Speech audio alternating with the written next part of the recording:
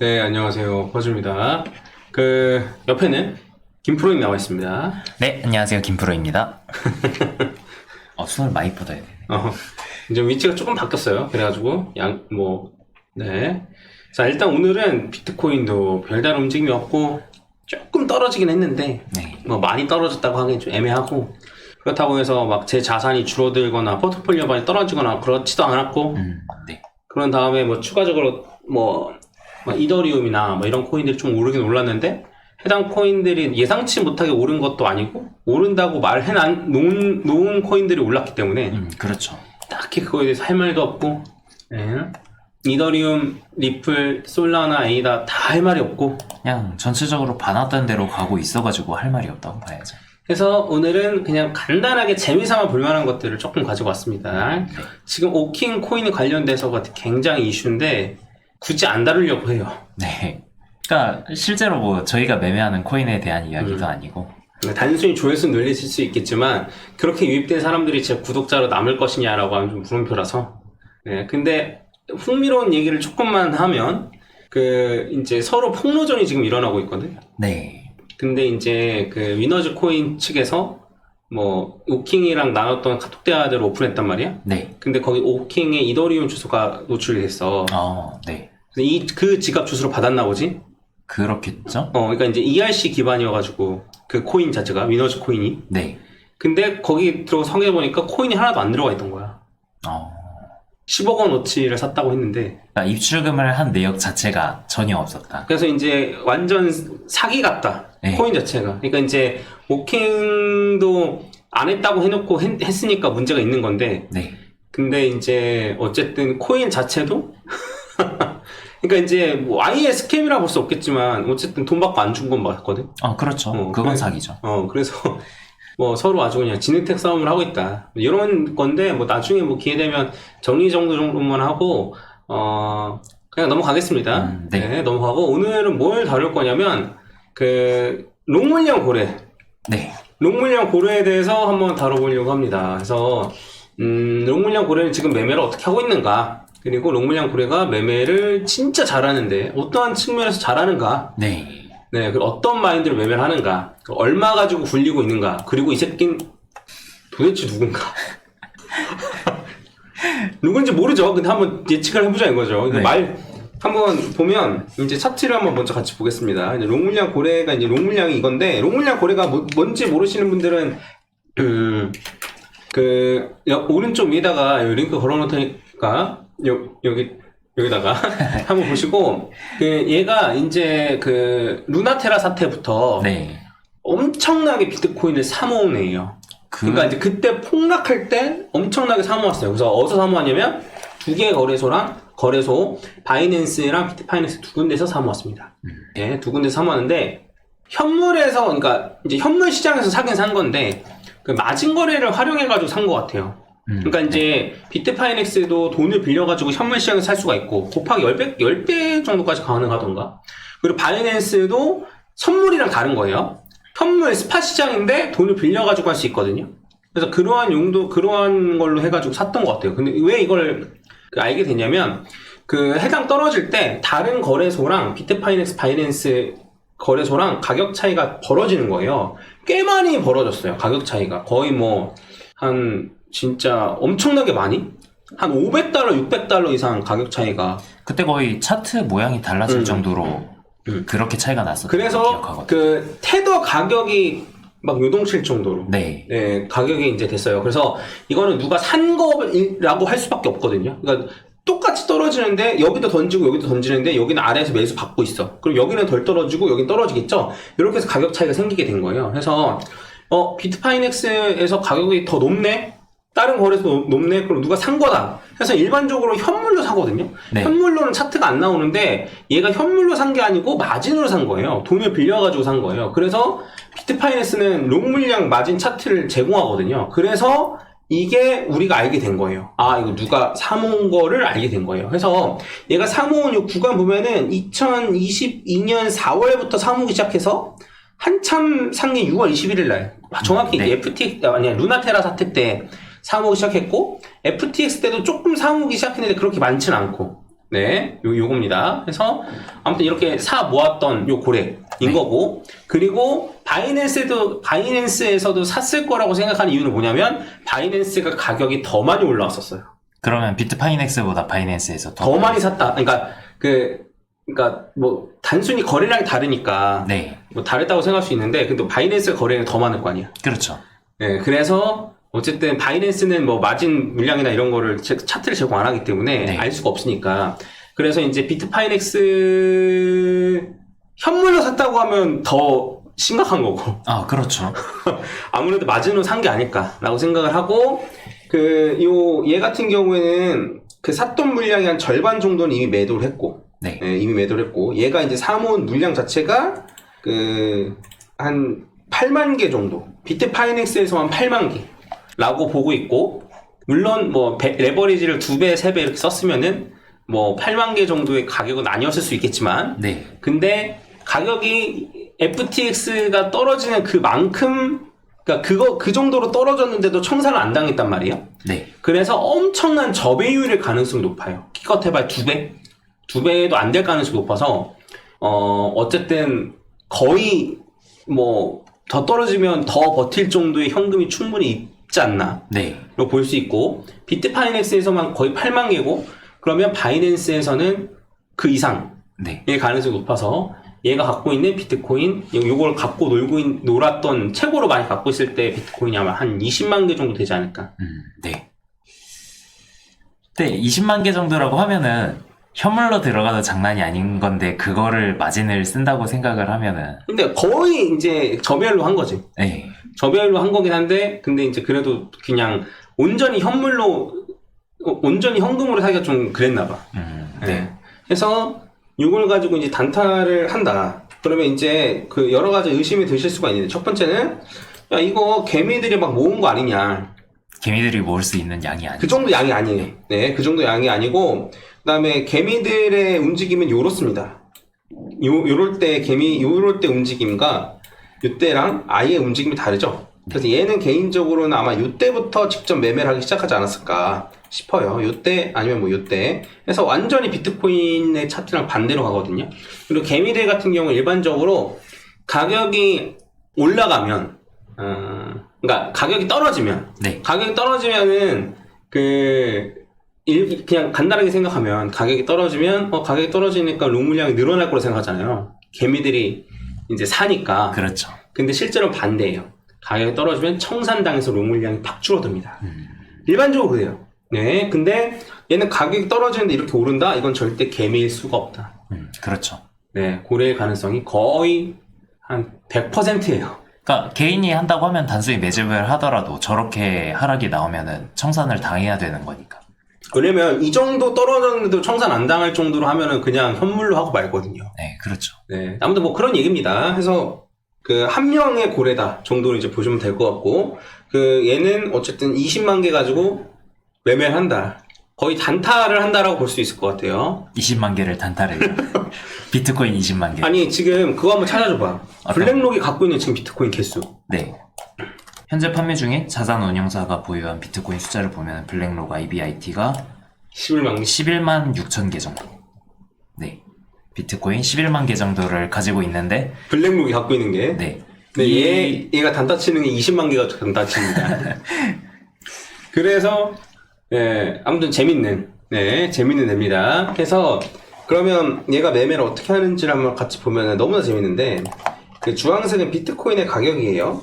비트코인의 가격이고, 실제로 루나테라 사태 때문에 이렇게 떨어졌을 때 이때 사모았습니다.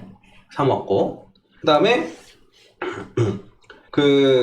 한 번 청산을 팍 한 적 있죠. 네. 매도를 팍 한 적 있는데 이때 가격에 매도를 한 거예요. 네. 뭔지 아시겠죠? 해서 정확히 이때 산 물량만큼 매도를 했다. 이때 산 물량이 이때라서 약간 한 20% 정도 수익을 보고 판 걸로 보입니다. 네. 근데 뭐 이거까지 자세하게 볼 필요는 없고, 최근에 했던 매매만 재밌으니까 좀 보면은, 얘 같은 경우에는 이때 가만히 냅뒀죠. 요 기간 동안 가만히 냅뒀다가 판매를 하기 시작했던 타이밍이 이제 요때인데 여기서부터 여기까지, 여기서 여기까지인데, 그러면 요 구간 동안에서 판매를 했네요. 네. 그러니까 이렇게 올라갈 때 바로 팔기 시작한 게 아니고 올라갈 때까지 기다렸다가 본인이 충분히 팔고 싶은 자리까지 오면 그때 팔았다는 거예요. 아주 재밌죠? 네. 매매 잘합니다. 진짜 그, 잘하는 거죠. 그 다음에 그러니까 이제 약간 그러니까 단순히 떨어지면 사고 올라가면 팔고 그렇게만 해도 잘하는데 충분히 기다렸다 사고 네. 충분히 기다렸다 판다는 게 대박인 거예요. 네. 자, 그 다음에 여기에서 어쨌든 추가적인 매도가 진행됐는데 여기서 롱물량 판 거니까 요때 팔았습니다. 요때 팔고 요때 팔고 횡보할 때 가면 내뒀다가 네 그리고 추가적으로 최근에는 갑자기 이제 롱물량을 추가적으로 매집을 하기 시작했는데 네. 그래서 여기서부터 여기까지 그러면 요만큼 여기에서 산 거네요. 그러니까 여기랑 여기서 팔고 여기서 산 겁니다. 네. 그쵸? 네. 그런 다음에 매도를 하기 시작했는데 이 매도도 올라가자마자 바로 한 게 아니고 매도한 구간을 따져보면 여기서부터 매도를 지금 하고 있는 중이에요. 그렇죠. 네. 그래서 이렇습니다. 매매를 진짜 잘하는 애예요. 그래서 얘가 아직도 물량을 갖고 있다는 소리는 상승 여지가 좀 더 있지 않나 싶은 거고, 그러면 얘가 이제 갖고 있으니까 더 이상 비트코인 안 떨어질까라고 하면 그건 아니에요. 네, 해서 얘의 매매 스타일은 뭐냐면 떨어져 사, 더 떨어져 더 사, 더 떨어져 더 사. 왜냐? 나는 돈이 존나 많으니까. 존나라고 하면 안 되나? 돈이 엄청 많으니까. 그렇죠. 그냥 존나 말고는 약간 표현할 방법이 없을 정도. 그냥 어마어마하게 많으니까. 돈이 엄청나게 많으니까. 올라가 팔어. 더 올라가 더 팔어. 네. 더 올라가 더 팔어. 다 팔았는데 올라가는데 어떻게 그래요? 그럼 그냥 말어. 네. 이런 마인드로 매매하는 거야. 그냥 나중에 떨어지면 다시 사죠. 이런 마인드. 그러니까 급하게 올라간다고 추격 매수도 안 해요. 내가 갖고 있는 거 다 팔았다? 그럼 뭐 말어? 네. 그런 식으로 매매해요. 네. 근데 이런 거 보면 좀 이런 식으로 매매를 하는 게 맞는데 또 우리 입장에서 개미들 입장에서 그렇지 않죠. 다 팔았는데 올라가? 그러면 막 추격 매수 해야 될 거 같고 코인이 올라가는데 내가 코인을 갖고 있지 않으면 손실을 보는 것만 같고 사실은 손실은 아니잖아. 그렇죠. 수익을 못 보는 것일 뿐. 네, 해서 얘가 매매를 아주 잘하고 있고 갖고 있는 물량의 절반 정도는 매도를 했다 이미. 네, 여기서부터 사모은 걸로 생각이 드는데 얘가 이제 적극적으로 매수한 건 여기였고 실제로는 떨어지기 시작하자마자 매수를 하기 시작했거든요. 네. 해서 적극적으로 갖고 있는 물량의 한 절반 정도는 이미 매도한 걸로 보인다. 최근에 올라갈 때도 계속 매도를 하고 있다. 그럼 과연 언제 이 물량을 전부 다 털 것인가? 네. 그러면 사실상 루나 사태 이후로 하락한 물량에 대해서는 거의 다 팔았다고 봐도 되겠네요. 아니지. 루나 사태에서 산 게 요만큼이야. 거의 대부분이 루나 때 산 거야. 네. 그리고 얘는 평단가가 어쨌든 요 근방에서 위치해 있을 텐데 어쨌든 지금 평단가 대비해서 꽤나 많은 수익을 가져가고 있다. 그렇죠. 정도로 볼 수 있을 것 같습니다. 그래서 대충 한번 계산해보면 예를 들면 얘가 이제 8만 개 가지고 논다 그랬잖아요. 비트코인 8만 개. 그럼 한번 계산해보겠습니다. 이건 엑셀이고 자 8만 개예요. 그럼 8만 개에다가 우리가 이제 비트코인 하나의 가격이 이제 7천만 원이라고 치면 네.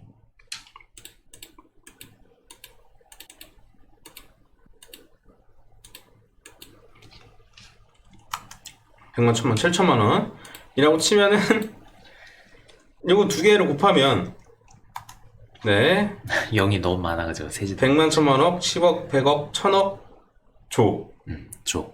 맞나? 5조 5조 원 어치를 가지고 그래 한 20%만 수익 보지 뭐. 그럼 얼마 남는 거야? 1조 남는 거죠. 그렇죠. 아주 재밌죠? 이렇게 놓는 애입니다.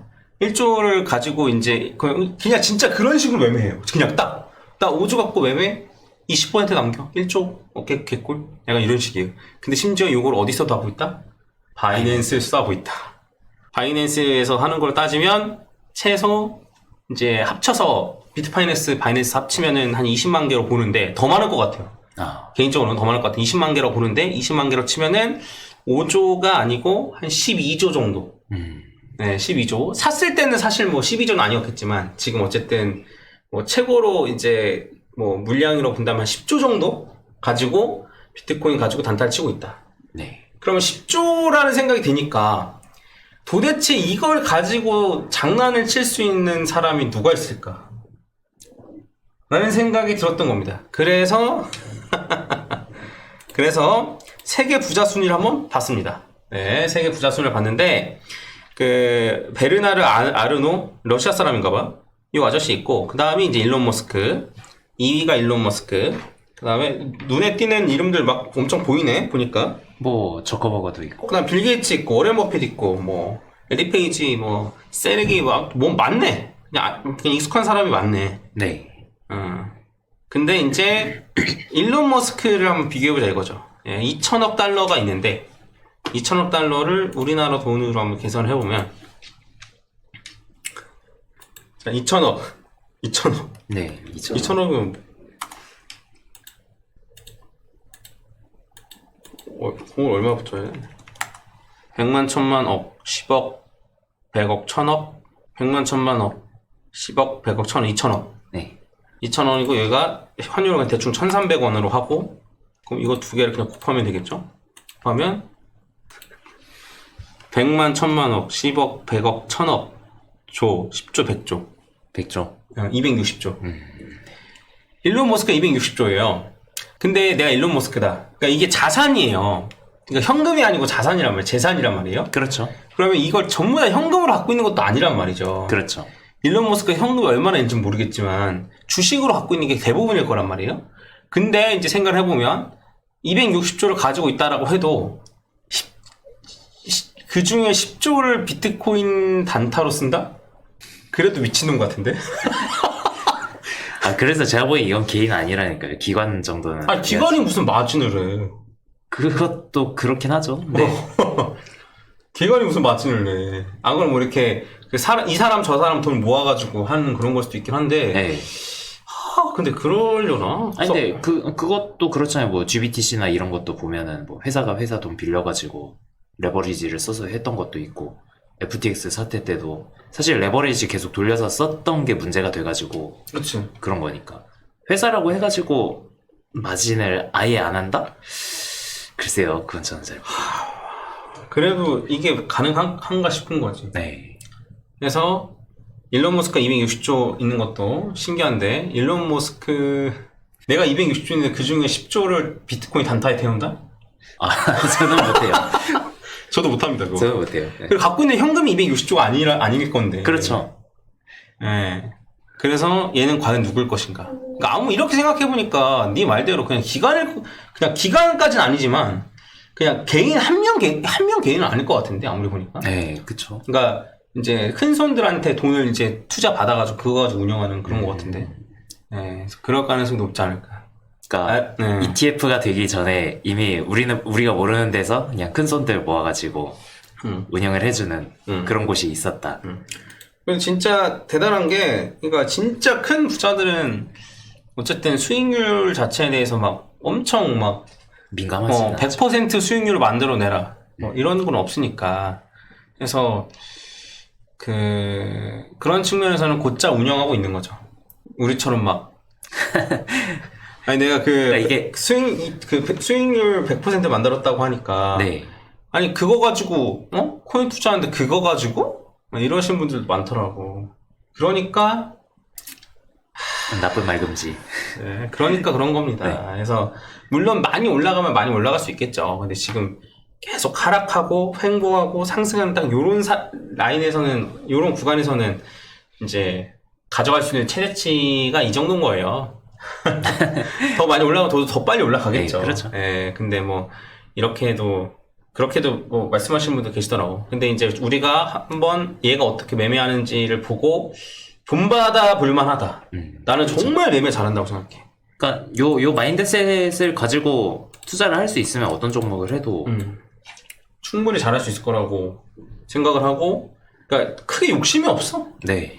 그러니까 물론 뭐 10조 시대가 가지고 크니까. 하는데 뭐 욕심이 있고 문제가 없고라고 생각할 수 있는데, 얘는 10조 가지고 한 10조 가지고 뭐 한 20조 30조 만들 목적이 아닌 거예요. 그렇죠. 물론 20조 20조 정도는 만들 수 있을 것 같은데 10조 가지고 막 한 50조 만들겠다 이런 욕심이 아닌 거예요. 얘는. 근데 20조 만든다 이거는 사실 다른 종목을 투자해가지고 이미 하고 있을지도 모르는 그렇지. 거니까. 네. 예. 그래서 한번 봤습니다. 그리고 얘가 이제 롱 물량을 계속 청산하고 있는데 얘가 롱 물량 청산하고 그럼 비트코인 상승장 끝이냐? 그건 아니에요. 라고 하면 또 그건 아니죠. 네, 그건 아닌데 제 생각에는 조정받으면 또 살 것 같아요, 얘는. 네. 네, 조정받으면. 네. 그래서 요번에 조정받아서 산 게 요만큼 물량이고 조정을 만약에 더 받았으면 아마 이만큼 올라갔을 수도 있습니다. 그렇죠. 네, 그래서 얘가 어떤 식으로 움직이는지는 저도 참고를 많이 하고 있으니까 한번 네, 계속 팔로우 해드리도록 하겠습니다. 뭐 더 얘기할 거 있나? 아니요. 뭐 이 정도로 하겠습니다. 그래서 오늘은 그냥 가볍게 좀 재밌는 네. 이야기 위주로 다뤄봤으니까요. 네, 그렇게 다뤄봤고요. 또 코인 변동성이 생기거나 하면 네, 도움될 수 있는 영상 코인 차트 분석하는 영상 위주로 좀 올려드리도록 하겠습니다. 오늘은 횡보하니까 그냥 네. 한번 논 겁니다. 네. 그리고 원인 생기면 긴급 라이브 해드릴 수 있도록 하겠습니다. 네, 이상 마치겠습니다. 감사합니다. 네, 감사합니다. 김프로였습니다.